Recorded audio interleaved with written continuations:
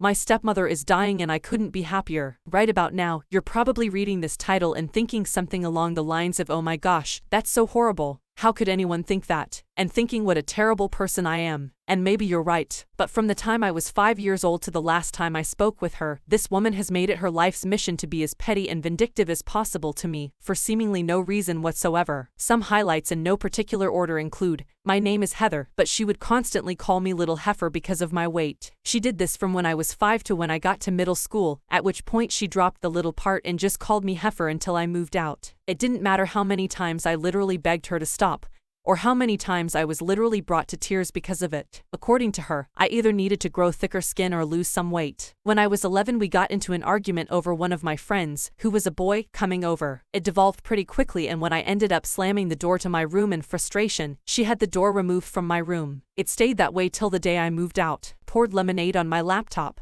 because I was working on a final assignment for one of my classes instead of socializing with the members of her family at their family reunion. She then proceeded to slap me across the back of the head when I yelled what the F. I luckily had a backup on a USB, but lost both my laptop and 2 hours of work. Around 15, one of her nephews ended up living with us for a while. When I had asked her if I could have my door back for the sake of privacy, she refused on the basis it was fine because no man would want to look at me anyway. This was brought up later at dinner in a "can you believe what she just said to me" kind of way. It of course got uproarious laughter from her family members that were present. One of my aunts had gotten me a Victoria's Secret gift card for my birthday. She took it from me on the basis of I wasn't going to be doing any hoeing in her house. Whenever I would disagree or to correct her on something, no matter how minor it was, "Are you calling me a liar?" along with a stern look, an accusatory tone was her go-to move, followed swiftly by varying degrees of punishment or belittlement. When I turned 18, she informed me that after my graduation I'd have 30 days to leave the house and find my own place. When the date of graduation moved closer, she would make comments like, "I hope you're looking for a spot because I have the paperwork ready to serve you," or other comments like that. I distinctly remember crying in my room the night of graduation, and these are just a handful of examples that come to memory. If I listed just even half of the numerous things she said or did to me on a daily basis in service of her personal vendetta, it would be ridiculously long. It never stopped, even when I was getting ready to graduate high school. It got to the point where I was considering joining some branch of the military, just so that I could get away, have somewhere to stay, and ultimately not give her the satisfaction of throwing me out on a whim. Dealing with my family has been incredibly frustrating during this time.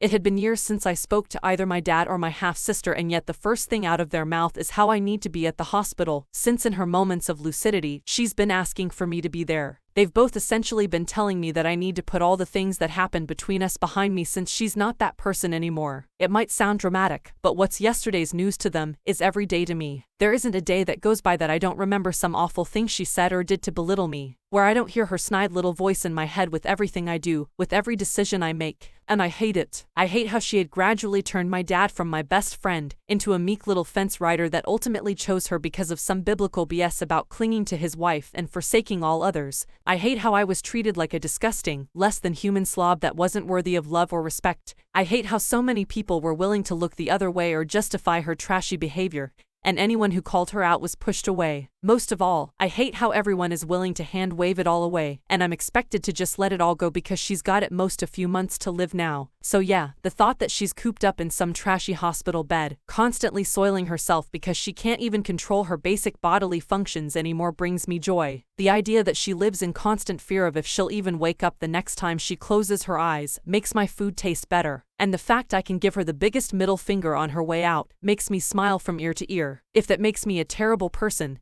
then I'll happily accept the label. From the comments, where was your dad in all of this? From what I'm seeing, not really doing anything. Was he participating in all of it too? Honestly, they're all POS and don't deserve anything from you. I'd go just to flip her off, lol. OP dad was a truck driver, so he was either gone for long stretches of time, or when he was home, all he wanted to do was catch up on sleep and relax. I used to try telling him about everything that was going on, and it would always end with "I'll talk with her." At first, he would, but it would only make things worse when he wasn't around. Eventually, it changed to, "I wish you guys could just get along." Before his most recent stance turned to, "Yeah, she was hard on you, but it's because she cared. She helped put a roof over your head. It's not like she beat you, blah blah blah." Story 2: my mother told me to F myself because I said her friend made me uncomfortable. 2 weeks after my father unexpectedly died in an accident, my mom started to hang out with this man. My mother and father were married for 25 years. This man is unemployed and my family is very well off. This man who is 15 years older than my mother comes over every day with his guitar and a bottle of liquor. He comes over around noon and doesn't leave until early in the morning.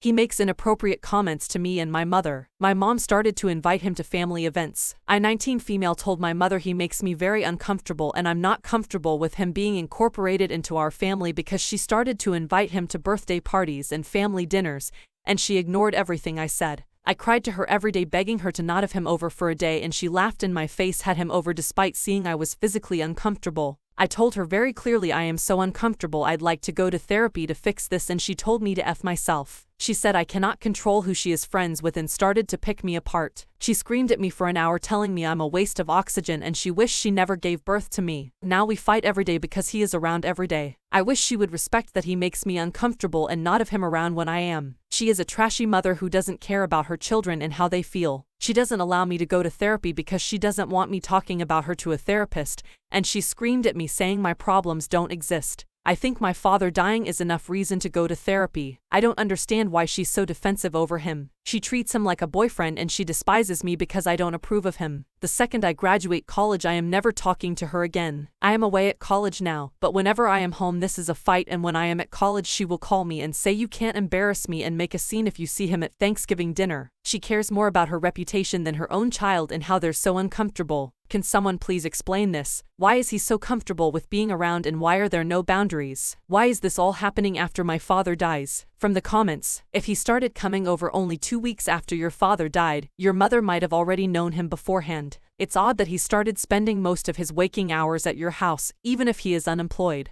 OP most definitely. They spend way too much time together to be just friends, and she defends him how she would if they were dating. I don't mind her getting a boyfriend and moving on from my father eventually, but this man makes me uncomfortable. He is tearing our family apart. Story 3. Today I press charges against my mother who I'm no contact with. She is furious. Narcissistic mom has a habit of committing fraud, online shopping in our names and then not paying. She did this to my father, she's done it to me. I'm terrified, but today I went to the police and pressed charges against her, as I'm not paying any more debt caused by this woman. Tonight, my brother, who still lives with her, unfortunately, told me that the police stopped by her place. I don't know any details, other than her being furious. She's called me twice. I didn't answer, so she sent a text message saying she doesn't get how I could do this to her, that we could have settled it differently, the usual narcissistic talk. We could have settled things back when I found the payment reminder by accident. But all she did was get really annoyed by me confronting her about it. As if it's no big deal she's fraud in her son's name. Said she'd take care of it in a tone as if she just wanted me to shut up.